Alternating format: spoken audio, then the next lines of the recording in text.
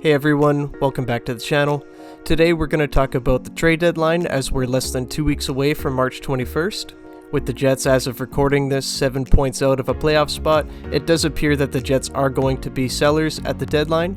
And so we're going to go over some of the stuff that's been coming up over the last couple weeks from Elliotte Friedman and from other sources. Before we get into the video, I just want to thank everyone who has subscribed since my last couple videos. The channel's been growing quite a bit lately, and I'm very thankful for all of it. If you are new and you want to keep up to date with all Jets news or any trade deadline news coming up here, definitely hit the subscribe button. And if you enjoy the video, hit the like button. Thanks everybody, and let's get into the video. So first and foremost, I want to go over what Elliotte Friedman had been writing earlier this week.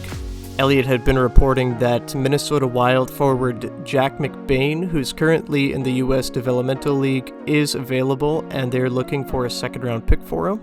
Elliotte says here that the Winnipeg Jets could be interested, as his father Andrew had played 608 games for the Jets. He does note, though, that the Winnipeg Jets don't have a second-round pick, obviously, this year, as they had traded both for Brendan Dillon this past offseason. However, with the trade deadline coming up and it appearing that the Winnipeg Jets will not be contenders or even playoff contenders at this point, it looks like that they will be getting picks in return, and they could come up with a second-round pick in there. It's hard to tell if the Jets actually do have any serious interest in Mcbain, but we'll have to see what happens with the trades with Copp, Stastny, maybe Dillon at the deadline.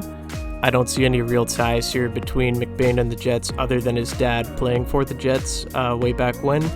So I'm not sure how likely this is to happen. However, it's just something that Elliotte had talked about, and I don't know if Elliotte would talk about it if there wasn't any smoke. Jack Mcbain, obviously the centerman for Boston College, is 6'3", over 200 pounds, and he's been having a great year in the NCAA this year. Just 22 games played, 18 goals, 11 assists for 29 points, and he even went abroad to play in the Olympics this year. 5 games for 2 points, 1 goal, 1 assist. With the asking price being a second-round pick for Mcbain, I do think it is a little bit too rich, and I don't know if the Jets are comfortable with giving up a second at this point for where they are at the moment and what impact Jack Mcbain could have. I'm not sure how much impact he'll have in the NHL, but if the Jets do make a move for him and he pans out into a really good player, then hey, that's great. So we'll have to see what happens with Jack Mcbain, but definitely something to keep an eye on. So on the next part of Elliotte's article here, it says that the Jets wanted to see themselves once Nick Ehlers had returned and see how well they played. And they lost in overtime against Dallas, lost to the Rangers, but had an impressive win over Tampa. And he alludes to the Jets' biggest decisions coming this summer. So does that mean that a Mark Scheifele trade could be on the horizon? Maybe a captaincy change from Blake Wheeler? Maybe a GM change with Kevin Cheveldayoff? Who knows what could happen? But he's alluding to maybe bigger changes coming in the summer for the Jets, as to opposed of the Andrew Copp, Paul Stastny, Brendan Dillon stuff happening right now. He does add at the end of the article here that he wonders if the Jets have tried to pivot and try to sign Andrew Copp for the future. However, it doesn't look like there's any evidence of that being a possibility right now, and that Boston and Colorado are very interested. Colorado is extremely intriguing to me for Andrew Copp to go to, because I think that with Nazem Kadri being a UFA this offseason, they are going to need to replace him. They're not going to be able to pay Nazem Kadri. He's going to get paid. He's having an incredible year this year. So I think Andrew Copp can bring a lot of what Nazem Kadri brings. I don't think he'll be as good as Kadri, but I do think that he has a lot of qualities and similarities in his game that Kadri does. So this was just interesting to me. This really stood out because he said that the Jets' biggest decisions come in the offseason. So obviously that alludes to coaching and maybe even a bigger trade like Mark Scheifele, as I had just mentioned before. So I wonder what that could look like, but I don't think we'll get any clarity on that until after the season ends and kind of see where this team is going.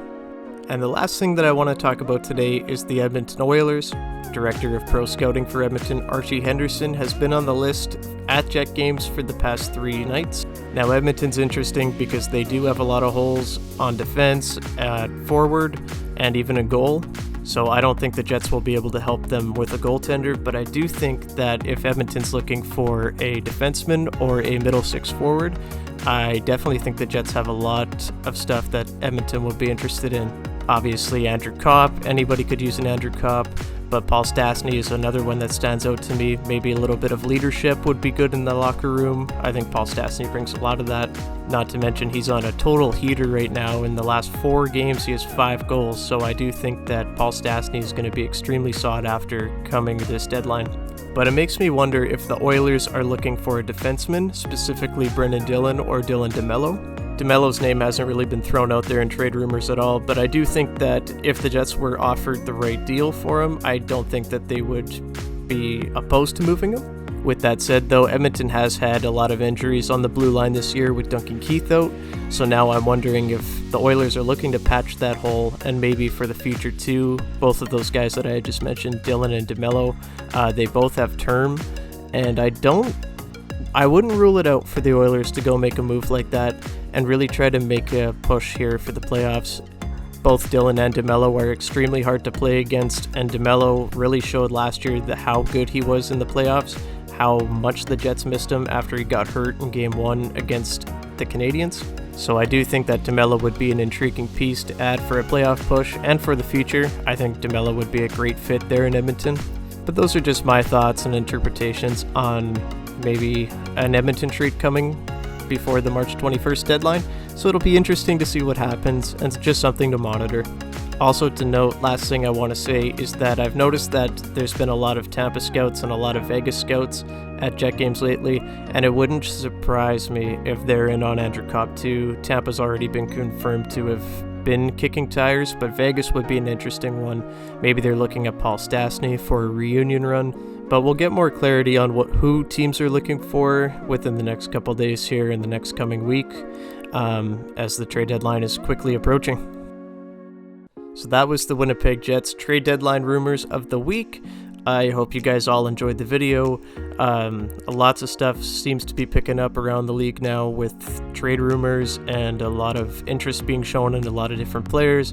So I'm definitely going to be trying to keep on top of everything and keep you all in the loop as we go forward to the March 21st trade deadline. Thanks for watching, everyone. If you enjoyed the video, hit the like button. If you haven't already, subscribe to the channel for more Jets news and more trade deadline news coming up. And I will see you in the next one. Have a great day, everyone.